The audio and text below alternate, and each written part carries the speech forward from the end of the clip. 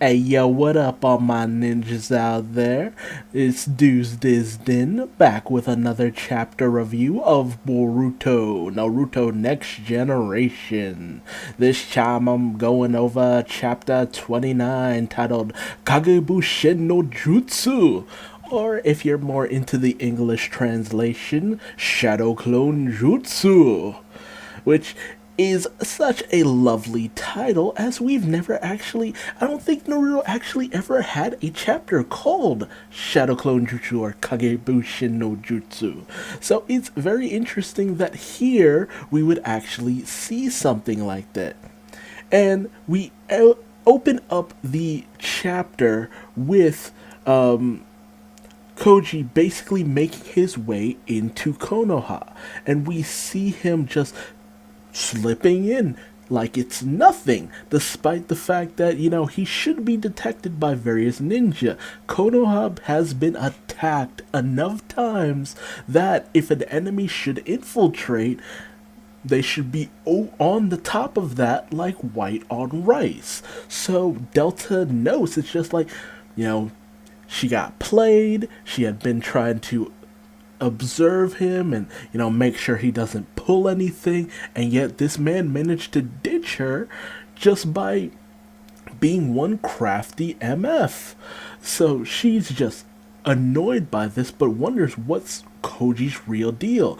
And not only that, of all things, we see that he is in some way doing this, or, is using a toad of some sort in order to at least track down Kawaki. So it's just like the theories that Koji has some connection with Jiraiya continue to just pile up. The evidence, just things that make you think in that direction. And I don't know if this is just the writers just trying to make you think that and they're gonna subvert it at the last second, or if we're actually going in that direction, because the fan base is basically being like, yo, either you, like, if you do this we riot, because Jiraiya had a phenomenal death. He had a great solid concrete death, and it's just like, oh, we resurrected him and now he's evil now.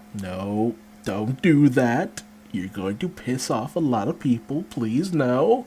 So until proven otherwise, I have faith that we're not going to go down that line.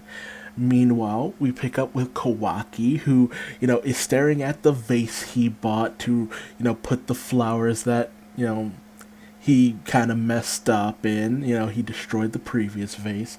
However, Boruto handed over a thing of super strength, glue in order to basically have Kawaki fix Himawari's old vase. But, Kawaki's just kind of being a little bit stubborn about the whole situation. He's just like, I don't want to fix the damn vase, man. However, while Boruto is off playing his little game scroll, which I still can't get over that we have like little handheld video games in this series. Like, what? Man, technology works weird in this series. It's just like, yeah, we have like communication devices and game pads and all this other stuff, but y'all don't have trains. Like, what? But Naruto suggests to Boruto that they should go out and train together, which Boruto is, doing his best to do the little teenage thing where he's just like, I'm excited for this, but I don't want to show that I'm excited for this. And Himawari, the ever cute little thing that she is calls his bluff on this. And I'm glad we're seeing some Himawari, because she is criminally underutilized in this series. And, Naruto even invites Kawaki to come and, watch, just observe how things go. And then they get into it. And I gotta tell you, I love seeing this. I love this entire thing. Just seeing, Boruto and Naruto go at it. Because, it's not life or death and it's not threatening, but they use kind of limited like attacks from like the earlier days of Naruto before we got to the big monster battles and the jutsu that could level cities and all this wild stuff. It's just hand-to-hand combat using minor jutsus like, Boruto breaks out the shadow clone Kage Bunshin no Jutsu. And Kawaki's just like, yo, what the heck is that? And like he duplicated himself. It's like, is that the technique of the Hokage? And Himawari's just like, hey, that's the Shadow Clone Kage Bunshin no Jutsu, and that's actually Boruto's specialty as well. It's just like, of course, because if anything else, he would have seen his dad execute this jutsu multiple times, because it's like, not only is it Naruto's signature ability, but it's also the thing that he uses in order to just deal with his life as Hokage. And so in comes Boruto trying to gang up on his dad. We see some lovely taijutsu moves where Naruto's just like going in, easily handling Boruto here and there. It's just so fun to see. But once Naruto manages to take out all of Boruto's shadow clones, Kawaki's just like, yo, I mean, I get that this is training, but that doesn't mean you need to hold back. Use karma. And it's just like, we want to understand karma. We want to know how this works so that we could possibly get rid of it in the future. So we should understand how this works. And if anything else, this is the perfect time to actually do it. And Kawaki activates his karma, which causes Boruto's karma to activate. So it's just like that weird link that they have going on with the karma. And it's just like, does that mean everybody who has karma is linked inherently? And why is that so? Because they did not receive karma in the same way. Boruto received it in a very different way than Kawaki did. So it's just like the fact that it's linked is very curious. And but Naruto agrees. It's just like, we shouldn't constantly have you use this unknown ability in high stress, dangerous situations. We should actually train you, get you to get a little bit more of an understanding of how this ability works. So they get back to it, and Naruto's just like, whoa, what the heck is that? Because Boruto's speed has increased, his strength has increased, just everything about him is enhanced thanks to karma. And I love that Boruto even breaks out the fact, because of the fact that he's Sasuke's pupil, one of his, more inherent techniques is, lightning style. So he sends out this massive lightning bolt, and I love that Naruto just sends out a shadow clone in order to block it, because it's just like, yeah, that's basically what shadow clones are for, just to kind of be your fodder, keep you from being injured or anything like that. So it's just a cool moment, but Naruto's inherent speed just is too much. Sorry. And, he just takes down Boruto. But he's just like, I feel like we did come to understand karma to a certain degree, but at the same time, I also think you Boruto, have gotten stronger. And, it's just this sweet moment where we get to see that, Boruto and Naruto have come a long way from where they started at the beginning of when we first ever met Boruto. And they do the seal of reconciliation where they hold the two fingers, the middle and index fingers, together in order to just a show of respect in their combat. And Kawaki just kind of dwells on the fact that Boruto and Naruto seem so close, and it's a very sweet moment, but he thinks back to the person who trained him, and the fact that, the guy was just very harsh, he was very mean-spirited in the way that he trained him, and he just talked to Kawaki like he was, pretty much empty on the inside. He didn't have any, family. He didn't have anyone who cared about him. You know, and that's the organization in a nutshell. It's just like the name Kara that they come from translates to shell or husk. So it's like they're led by Koji, and it's no what was his name, but I'll look that up. But they are seen as kind of empty vessels, and that's especially what Jigen tries to drive home to Kawaki, that he's empty, he's nothing without Kara, he should become better with Kara, that is the only thing that he should live for.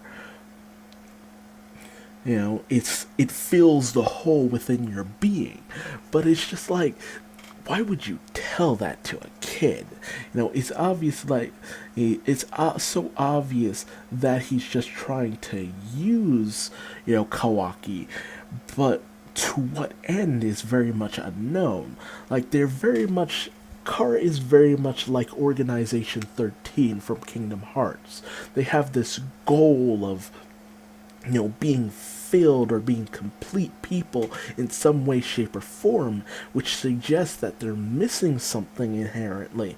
But what that missing thing is, we do not know. What are they striving towards? I'm becoming more and more interested in what the ultimate goals of Kara actually are, because it's such a mysterious organization. Just as much as what the Akatsuki was, because they had this whole goal of gathering all the tail beasts, but even when it came down to it, the gathering of the tail beasts and what they were ultimately going to do with it, even that didn't feel like all the members truly understand what their goal was. So, Kawaki just finishes dwelling upon, the rougher nature of how he was trained in comparison to Boruto, who came up with a very loving relationship and all that good stuff. And, Kawaki ends up opening up a little bit, to Naruto, because they have some alone time together, because, Kawaki's under surveillance by Naruto, so of course they're together. But he just talks it's very edgelord kind of talk, where he's just like, could I use that jutsu in order to take some frustration out on myself, basically. So he's very much, that shows a little bit of self-harm on his part. Like, he's very depressive, and he doesn't have this great upbringing because he's always felt useless. He was taught to be that he's nothing, he's worthless without karma and Kara and all this good stuff, so he just doesn't have this great opinion of himself. But Naruto's just like, that's not what it's all about. He tries to tell him, it's just like, he's like, you can learn it, but that's not what you should use it for. And, it's, just an application of chakra. And Naruto lays down some pretty good information and just shows just how much of a teacher and, role model figure that Naruto has truly become, where he talks to Kawaki about what chakra is, and it's this power that's inside of everyone and connects us, it flows through us all. Very, the kind of stuff that I could see Kakashi doing, or even Jiraiya, just this sagely wisdom from someone who has just gone through so much. It's just like, man, they should really make a story about Boruto's dad, because it feels like his younger life was full of so many interesting things. It's so great. But he just relates to Kawaki too, because of this rougher upbringing. Boruto relates more to Sasuke because he's Boruto, despite what a lot of people think, he's a genius. He picks up on things very easily, a lot more easily than his father did, and he has this better upbringing. Actually, if anything, he's more like Itachi. He just has this innate understanding of certain techniques and abilities, and it'll take him far in the future. Yes, not to mention the Big Brother parallel, but Kawaki is very much like Naruto, this outcast who grew up with this self-deprecating attitude and this loneliness and this melancholy. And that's why Naruto is having such a connection to Kawaki. And it's just like this bond that's kind of forming between them on the DL, because there's such a level of similarity between the two of them. And I think that's so interesting. So it's like there's that bond between Naruto and Boruto because they're father and son. But there are bonds that extend beyond familial, bonds. God, I'm so bad with vocabulary. I'm so sorry. But, he talks to Kawaki. It's just like, you should, get to know other people a little bit more. Get a rivalry possibly going with Boruto, because it's through friends and rivals that your worldview can change. You can understand yourself a little bit more. It's that whole concept of just seeing yourself through the way other people see you. It's just like, you yourself, you can only understand yourself so much on your own, but through other people, you're able to realize certain things about yourself that you might have never understood. And Naruto just, pinpoints and, ends this by just saying, I'm living proof of that. That it's the people around me who made me what I am today and helped me achieve all of my dreams and then some. And despite Kawaki's kind of edgelord persona, he just kind of takes a lot of this to heart, and I'm glad he does, because if he was just brooding all the time, that'd be boring and pointless and just unnecessary. But he thinks about that. You can see the moments where it's just like thinking about everything that's going on around him. He's digesting it. He's starting to change the way he perceives things and thinks about things, and it just shows that Naruto is getting through to this kid, which just shows how weird that scene we see from the very first chapter or episode, whichever you're taking in, of Boruto, is where you see Boruto and Kawaki going at it. It's just like something's not right about that situation, and you're very much interested to know how things get there. And we even see Kawaki go out to the trash finally after several chapters of them doting on it and takes the glue in order to fix Himawari's vase, where she's just like, I can't believe he's doing this. However, we see the toad from before, Koji's toad, spying on Kawaki, and Koji's just like, there you are, Kawaki. So Koji is moving in on Kawaki, but I don't, it's obvious things are not gonna go the way Koji expects. Kawaki will not go without a fight, and a lot of what Naruto has taught Kawaki, what Boruto has taught Kawaki, what Sarada has taught Kawaki, Himawari, not so much Hinata. Unfortunately, she hasn't had that much of an impact.